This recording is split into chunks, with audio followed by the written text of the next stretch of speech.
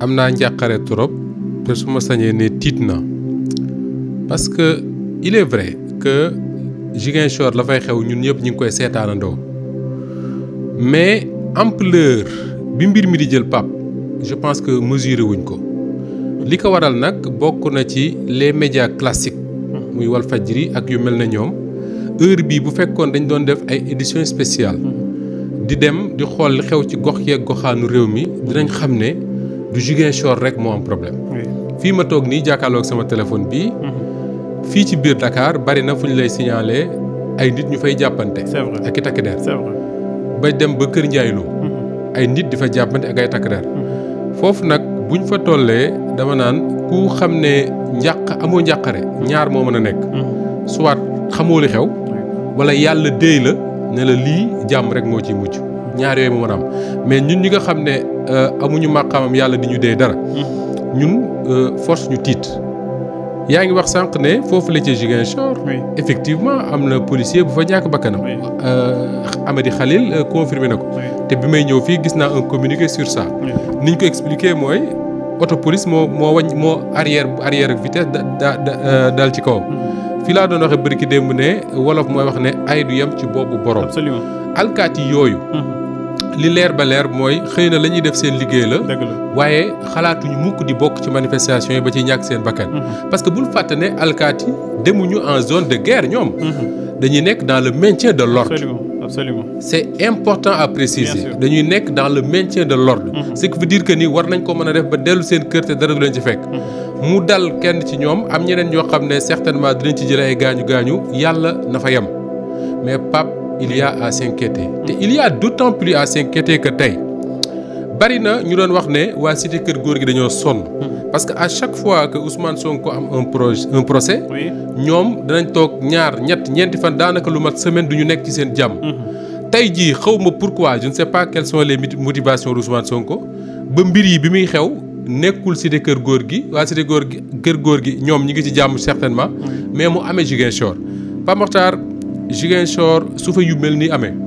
Sénégalais bu nekk su fekkee ne am nga tuuti lu la yàlla may ci réew mi soo waxee ñu dégg la war ngaa wax xam nga lu tax li Ziguinchor symbolisé pour le Sénégal Ziguinchor Pape Makhtar zone a ngi nii boo xam ne c'est la zone la plus meurtrie du Sénégal vivre nañ des années 80 ba 90 jusqu'en 2000 pratiquement ay situation yoo xam ne ñi nga xam ne mooy génération ñoom Ousmane Sonko ak ñooñu souvent da ngay dégg ñu koy nettali bu ñu la doon wax ñoom bi ñu nekk élève bi ñu nekk collège bi ñu nekk lycée li ñu daan dund ci insécurité li ñu daan dund ci war a jàngi tëdd ba guddi ñu ne bal yaa ngay tàkk ak yooyu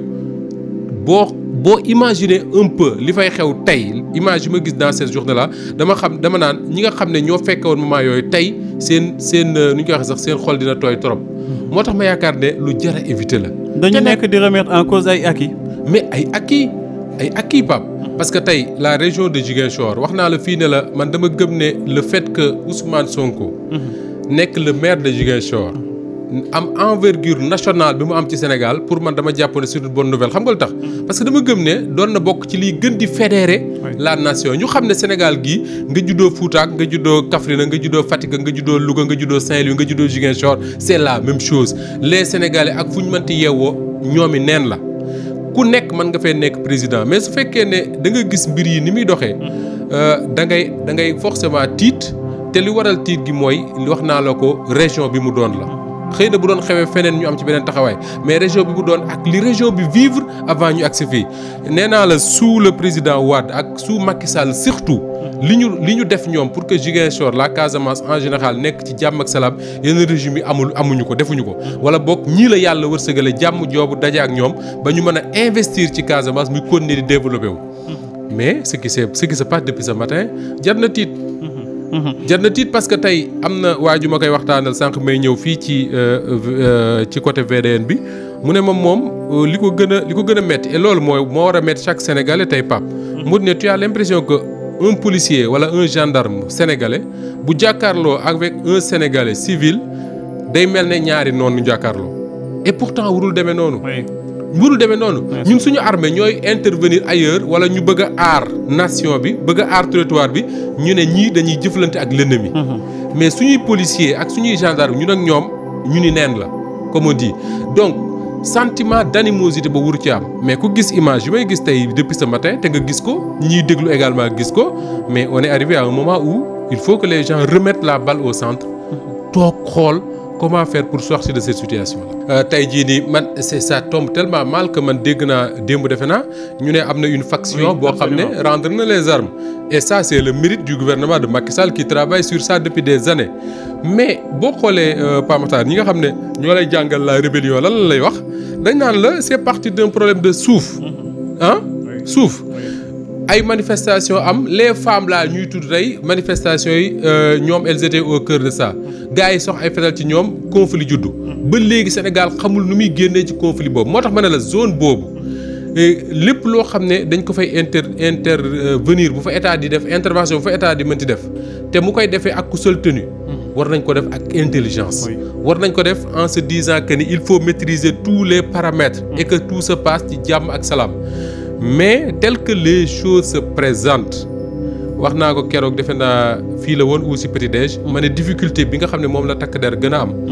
mooy nekk ci maintien de l'ordre wala jàkkaarloo ak ñoo xam ne sa ay doom lañ sa ay jarbaat lañ sa ay rakk lañ sa ay leneen ak leneen soo tijjee le feu contre ñoomi yéeni neen la soo suñu la gaañee ñoomi neen ngay gaañ moo tax loolu mu jar di dem ak xel et Pape l'affaire bi nga xam ne moo tax coow lu yëpp am c'est parti d'une affaire d'accusation de viol benn xale bu jigéen accusé l'un des principaux leaders politiques au Sénégal ni daf ko violé cette affaire là li ci nekk dara ump la ci dara ump ci ñi nga xam ne ñoo ñuy seetaan di ñu déglu parce que cette enquête là ba mu commencé début ba fin lépp mi ngi ci presse bi lépp mi ngi ci mbedd mi et tey tous les Sénégalais pratiquement s'accordent à dire que vraiment cette affaire là jërul di yóbbu Sénégal fii mu ne cette affaire là jarul di yóbbu Sénégal fii mu ne et ça c'était à éviter parce que ay réew a ngi fi gérer ay conflits yu gën a garaaw yi fuuf mais tout en évitant que ni ñu àgg fi ñu àgg mais tu regardes les choses telles que ça se passe tu te dis est-ce qu'un État intelligent n'aurait pas dû gérer cette affaire là depuis le début mais su fekkee ne comme le disent certains que ne l'obsession de l'État mooy profiter de cette affaire-là pour liquider un opposant politique mais mën na jur li nga xam ne moom la jur te loolu nag malheureusement xale yi nga xam ne ñoom ñoo ne ci mbedd mi di manifester xale yi nga xam ne ñoom ñoo ànd ak seen leader muy Ousmane Sonko ñoom gëm-gëm boobu kenn mënu ko jëlee seen bopp. kenn mënu ko jëlee seen bopp. voilà puisque dégg naa borom xam-xam yu wax ne il n'est pas évident que suba procès day am. dégg naa ñu koy wax. beneen bi mooy Pape bul fàttali ne Ousmane Sonko fii lañ ko waroon a àtte ci affaire diffamation. ñëpp waxoon nañu à l'époque ne moom amul benn obligation pour nekk fa et gis nga pourtant dans quelles conditions on a essayé de l'amener au tribunal et gis nga li mu jur tey jii man j'ai l'impression que ni dañu nekk face à un état boo xam ne ñi ko incarné li ñuy wax toujours mooy force reste à la loi boo waxee ñu ne l'état doit rester fort et que l'état est plus fort que tout on est tout à fait d'accord état moo ëpp doole Pape Makhtar moo ëpp doole Moustapha Diop moo ëpp doole Ousmane Sonko ak ñi mu àndal moo ëpp doole keneen ak keneen ak keneen mais doole état boobu Pape est-ce que objectif am mooy yëkkati doole jooju di ko dóor ci ay Sénégalais. je ne pense pas. man je pense que quand on dit force doit rester à la loi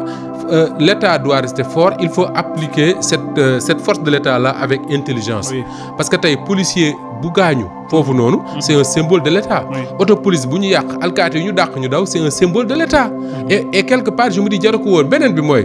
da ngay am impression que ni quand ils disent l'État doit rester fort tu as l'impression que ils se disent que personne n'a le droit de défier l'État. puisque kii dafa défier l'État il faut lui montrer la force de frappe de l'État. et man je pense que loolu bokkul ci intelligence su appliquer la loi. pour man affaire warul nekk fayonte. dama lire le ministre français de la justice c'est un avocat mu wax ne moom dafa jàpp ne les magistrats doivent éviter di fayonte ak nit ñi. maanaam Pape Makhtar wax na loo xam ne neexu leen. ñoom ñoo yor la loi ak ñoom ñu appliquer la loi contre moom pour fayu. de la même manière je me dis quelque part que Pape Makhtar l'État ne doit pas wala boog doit éviter utiliser sa force pour fayonte ak ay Sénégalais quels que soient ces Sénégalais. l'essentiel pour man mooy li loi may ñu appliquer ko te wax nga sànq ne loi may na ñu àtte ko sans mu ne fa. bu ñu ko àttee ba pare nag nekku fa ñu ne dañ ko teg daan ci nangam su boobaa l'État agit.